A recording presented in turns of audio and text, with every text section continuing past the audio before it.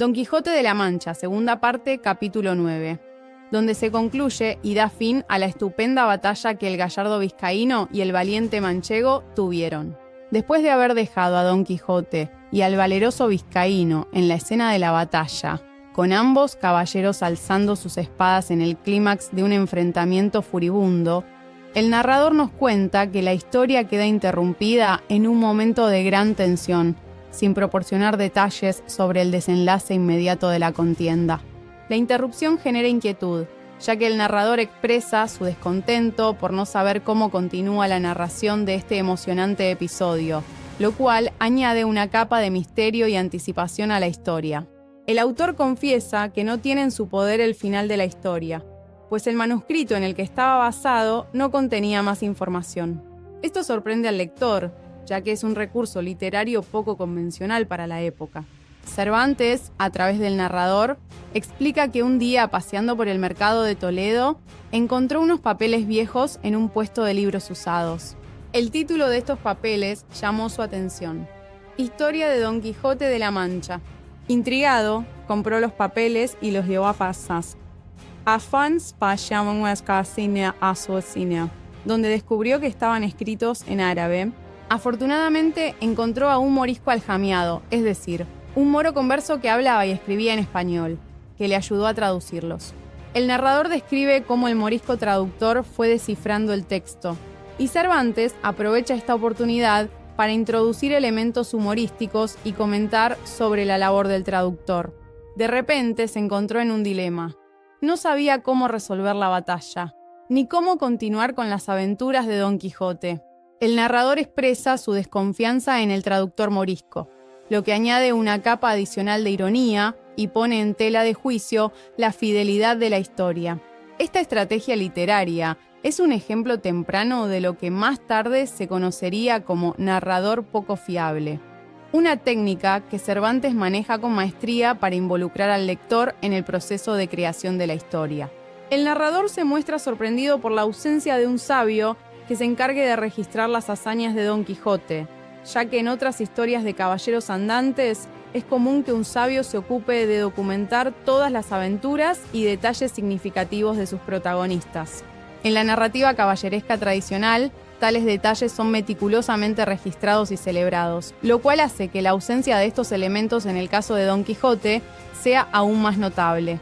El narrador lamenta que aunque otros caballeros han tenido la fortuna de contar con cronistas y sabios que han preservado sus historias para la posteridad, la historia de Don Quijote parece haber sido descuidada.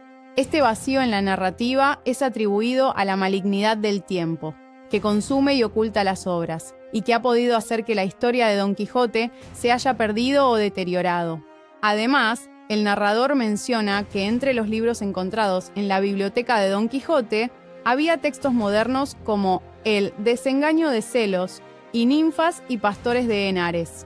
Esta mención sugiere que la historia de Don Quijote debería haber sido moderna y relevante, en concordancia con los otros textos contemporáneos que se encontraban en su colección. Una vez que el narrador tiene en sus manos la continuación de la historia, retoma la batalla entre Don Quijote y el vizcaíno. El combate es descrito con gran detalle. Don Quijote, armado con su lanza rota y su armadura improvisada, se enfrenta al vizcaíno que empuña una espada. Ambos luchan con fiereza, y la escena es digna de los más grandes relatos de caballerías. El vizcaíno, lleno de furia y con la intención de acabar con Don Quijote de una vez por todas, lanza un feroz ataque. En medio del combate, mientras están en plena acción, Don Quijote recibe un golpe en la oreja por parte del vizcaíno. El golpe es tan fuerte que le provoca una herida en esta parte de su cuerpo. El daño no es tan severo como para incapacitarlo por completo, pero sí lo suficientemente doloroso para que Don Quijote lo sienta y necesite atención. La herida en la oreja de Don Quijote es una de las muchas pruebas físicas que enfrenta y sirve como un recordatorio de los riesgos y desafíos asociados con la vida de un caballero andante. Pero Don Quijote, con su determinación inquebrantable y su fe en la justicia, logra esquivar el golpe y contraataca con tal habilidad que desarma al vizcaíno. Este queda a merced de Don Quijote, quien con su lanza apuntando al cuello de su oponente, le exige que se rinda y se declare vencido. El vizcaíno, viendo que su vida pende de un hilo, se rinde y acepta las condiciones de Don Quijote. Las reacciones de las señoras del coche ante la pelea entre Don Quijote y el vizcaíno muestran una mezcla de preocupación, desesperación y confusión. Cuando Don Quijote y el vizcaíno están en medio de su furiosa batalla, las damas que viajan en el coche observan la escena con gran inquietud. La pelea se desarrolla con tal intensidad que las mujeres deciden intervenir para evitar que el escudero del vizcaíno sufra más daños. Ellas se acercan a Don Quijote y con mucho encarecimiento y desesperación le ruegan que perdone la vida del escudero. Este acto de intervención por parte de las señoras es un claro reflejo de su preocupación por la vida de su acompañante y de la desesperación que sienten al ver que la pelea está tomando un giro peligroso. Sus súplicas están llenas de ansiedad y temor por las posibles consecuencias de la pelea. Don Quijote, al escuchar las súplicas de las señoras, responde con la dignidad y la seriedad que caracterizan a su personaje.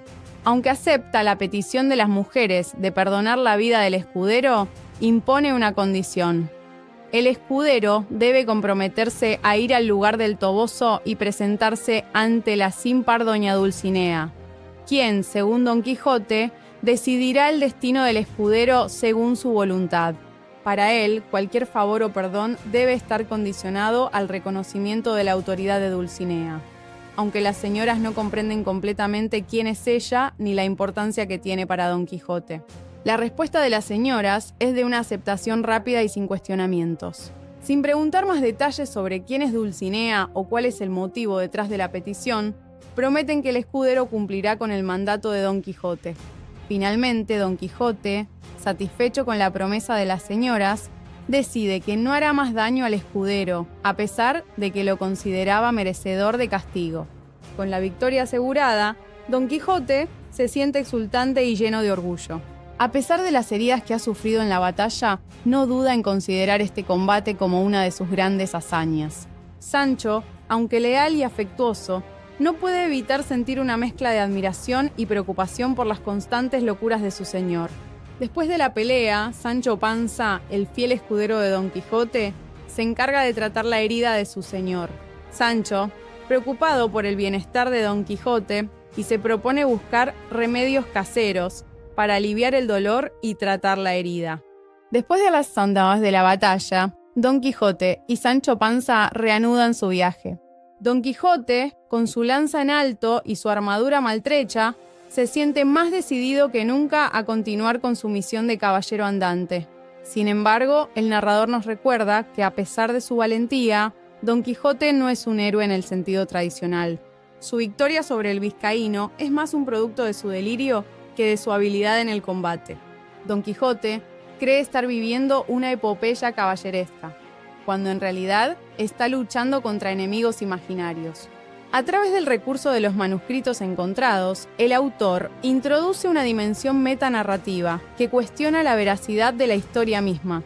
Al presentar la narración como una traducción de un texto árabe, Cervantes juega con la idea de la autenticidad y la autoridad del narrador.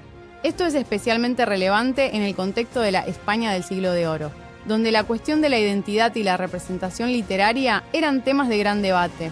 Además, la interrupción del relato para introducir la figura del narrador como un personaje que busca activamente la continuación de la historia es un recurso innovador que rompe con las convenciones narrativas de la época.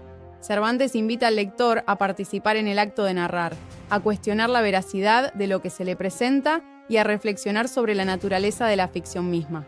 Ahora continúa el capítulo número 10.